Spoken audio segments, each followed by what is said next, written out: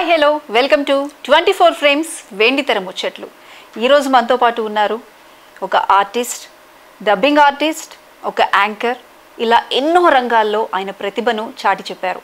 అలాగే మనందరికీ తెలుగు ప్రేక్షకులకి ముఖ్యంగా ఎంతో దగ్గరయ్యారు.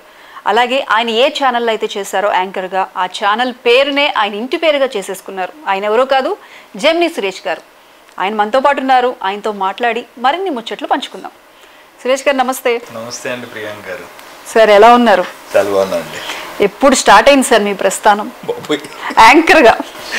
2004 అండి. Almost 20 years. 2004లోనే యాంకర్ అవ్వలేదు కానండి, 6 ఆ టైంలో 2006 2 years తర్వాత అయ్యాను. ఓకే, ఫస్ట్ ఏ ఛానల్ సార్?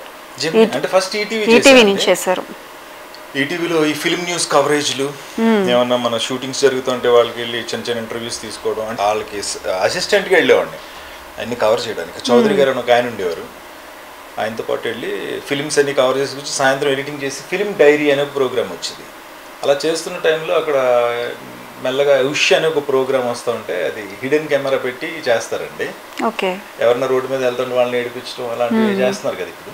అప్పట్లోనే ఆ ప్రోగ్రామ్ ఉంటే అందులో ఫస్ట్ టైం కనపడ్డా. తర్వాత వెలనీయం అని, ఫిలిం డైరీ అని కొన్ని ప్రోగ్రామ్స్కి అక్కడ యాంకరింగ్ చేశాను.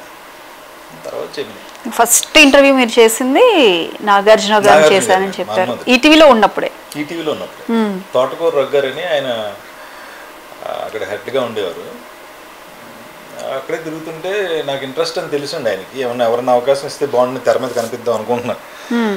ఆ టైంలో మన్మధుడు సినిమా రిలీజ్ అయింది.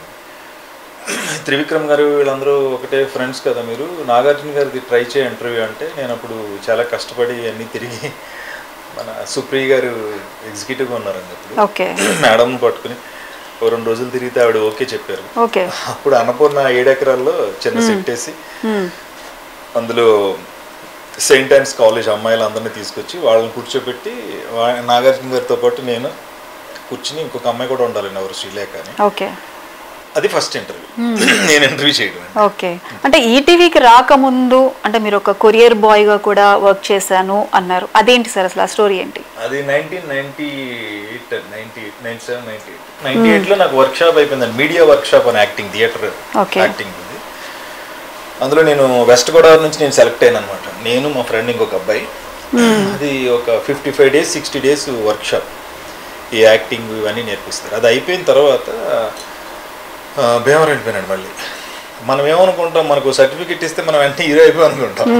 ఇందులో నువ్వు నీ నటనలో నువ్వు ప్రతిభ కనబరిచావు, యు ఆర్ ద బెస్ట్ అని. నేను అప్పుడు ఆ సంవత్సరం నాకు సర్టిఫికెట్లో రామానాయుడు గారి చేతుల మీదుగా నాకు ఉన్నట్లో ఆ మొత్తం ఎంటైర్ మా టీం ఎంతమంది ఉన్నారు అందరిలో నేను బెస్ట్ యాక్టర్గా అవార్డు తీసుకున్నాను. ఫస్ట్ నేను చేసిన. అవును, ఏంటి రామానాయుడు గారు కాళ్ళ మీద పడిపోయి లేవకుండా అంతసేపు ఉన్నారు? అప్పుడే ఉన్నప్పుడు ఆయన కంగారు కూడా ఉంటారు అప్పట్లో. అంటే ఏంటి అప్పుడు మీ ఎమోషన్ ఏంటి అసలు లోపల? చెప్తాను కదండి, అదే అంటే ఇది ఇది ఇది ఇది ఇది వచ్చేసింది. ఇంకా మనం ఫిల్మ్ రవీంద్ర భారతి అంటే ఒక గుడిలాగా చాలా మంది అక్కడ ఆ స్టేజ్ మీద ఒక పర్ఫార్మెన్స్ అన్నా చేయాలని ఆశతో ఉండేవాళ్ళు. అలాంటి టైంలో మమ్మల్ని థియేటర్ ఆర్ట్స్ ద్వారా మీడియా వర్క్షాప్ అని యాక్టింగ్లో లాస్ట్ మా నాటకాలు కానీ మేము ఏం తయారయ్యాం, ఈ 60 రోజులుగా ఏం నేర్చుకున్నాం అన్నది చూపించడానికి ఒక అవకాశం. ఆ రోజు రామానాయుడు గారు వచ్చారు, కోట శ్రీనివాసరావు గారు, నాకు బాగా గుర్తుంది, మాధవరెడ్డి గారు ఉండేవారు హోమ్ మినిస్టర్, సినిమాటోగ్రఫీ మంత్రి, వీళ్ళంతా వచ్చారండి లాస్ట్ డే. అదే మాకు ప్రైజ్లు అయ్యేవాడు. అప్పుడు నేను బెస్ట్ యాక్టర్ అనేటప్పటికి నాకు ఆనందానికి అంతులు వెళ్ళిపోయాను. రామానాయుడు గారు కాళ్ళ మీద పడి అలా అలా పట్టుకుని అలాగే ఉండి అలా ఉండిపోయాను నేను కింద. ఈ జనాల్లో నాతో పాటు వచ్చారు అప్పుడు త్రివిక్రమ్, శ్రీనివాస్, సునీల్, వీళ్ళంతా ఫ్రెండ్స్ బ్యాచ్. త్రివిక్రమ్ అన్నారండి, ఇప్పుడు రామానాయుడు గారు కాళ్ళెట్టుకు లాగేస్తున్నాడు, లగమా అక్కడ అంటే ఆ స్టేజ్ మీద నాకు ఒక వైబ్రేషన్ లాగా అనిపించింది ఆయన చూడటం. నక్కినే నాగేశ్వరరావు గారు కూడా ఉన్నారు, వాళ్ళిద్దరి కాళ్ళకి నమస్కారం చేశాను. తర్వాత ఏమన్నారు రామానాయుడు గారు? ఏమన్నారు? నువ్వు బాగా పైకి వస్తావు, వెరీ గుడ్ నాన్న, వెరీ గుడ్. ఆ తర్వాత ఆయన ఇంటర్వ్యూ చేసినప్పుడు ఒకసారి ఆయనే అన్నారు, నీ పేరు సురేష్? అవును సార్.